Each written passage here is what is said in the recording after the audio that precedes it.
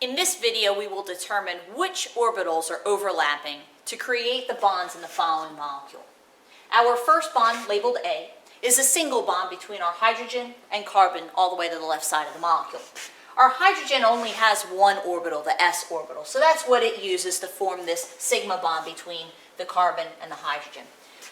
So, the H side of this will be a s orbital. The carbon side, on the other hand, will be a combination of its s orbital and its p orbital to make an sp hybridized orbital. Because this carbon participates in two sets of bonds, its hybridization is going to be sp. That means that it combines an s orbital and a p orbital in order to make that two sp hybridized orbitals, one of which is overlapping with my s orbital of my hydrogen, and the other of which is going to overlap with a bonding orbital from my other carbon. So, for my A, I should have overlap between my s orbital from my hydrogen and my sp orbital from my carbon. Next, I'm going to look at B. B, I'm asked to specifically look at the sigma bond, and I see that this is a triple bond between a carbon and a carbon. We've already talked about the hybridization on this carbon, that's going to be sp. And if we look at this carbon, it's also going to be sp hybridized. That's because it participates in two bonds, a triple bond and a single bond. So therefore, the sigma bonds are going to be a combination of the s and p orbitals to create two sp hybridized bonds. Those sp hybridized bonds will overlap to create the sigma bond of my triple bond here.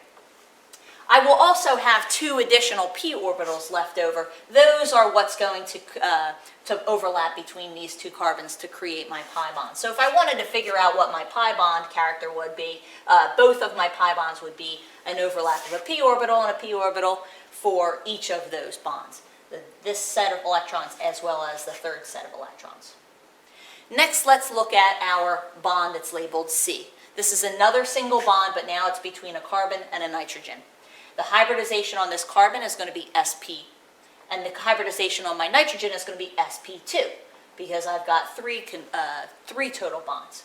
So hybridization on my nitrogen now has to include an s and two p orbitals, which have recombined to make three sp2 orbitals. So my sp2 orbital from my nitrogen, one of those will overlap with an sp orbital from my carbon to make that sigma bond, which is labeled C. So it's going to be an overlap of an sp orbital from the carbon and an sp2 from the nitrogen. Next, we'll look at my bond labeled D, which is a double bond between my nitrogen and my oxygen. My hybridization on my nitrogen, as we mentioned, was an sp2. Just so happens that the hybridization on my oxygen is also an sp2. That's because I need one orbital to make my single bond, another orbital for these unpaired electrons, and another orbital for these unpaired electrons. So that means that I'm going to need three of these orbitals, so I'm going to combine an s and two p's to make three sp2 orbitals. So this overlap for the sigma bond is going to be sp2 and sp2, but they ask for the pi bond. The pi bond is going to be the orbitals that were left over, right? So we've got an additional p orbital left over for our nitrogen and one for the oxygen. So the pi bond for D is going to be a p bond overlapped with, a p orbital overlapped with another p orbital. Next, we have bond labeled E, which is a single bond between a nitrogen and an oxygen. Again, my nitrogen hybridization is sp2.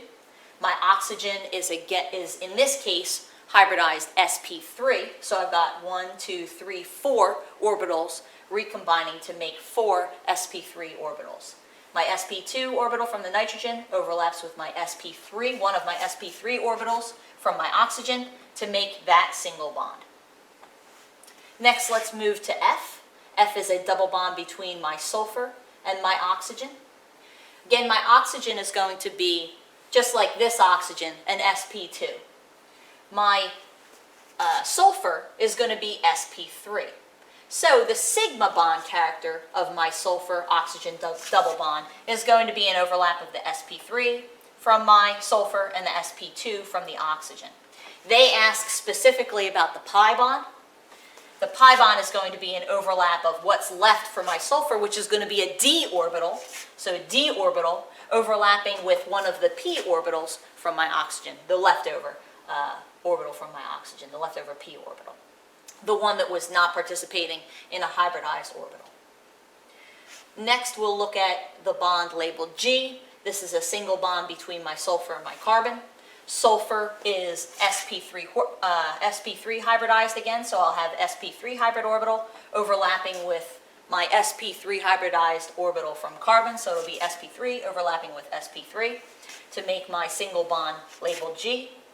And lastly, we've got a carbon-hydrogen bond. Again, in this case, this carbon is sp3 hybridized, whereas my hydrogen only has the s orbital. So the overlap for H will be an sp3 orbital with an s orbital. And in that way, if you look at our hybridization for each of the elements, we can figure out what overlaps for each element to determine exactly in the end what our overlapping orbitals for each of our bonds is.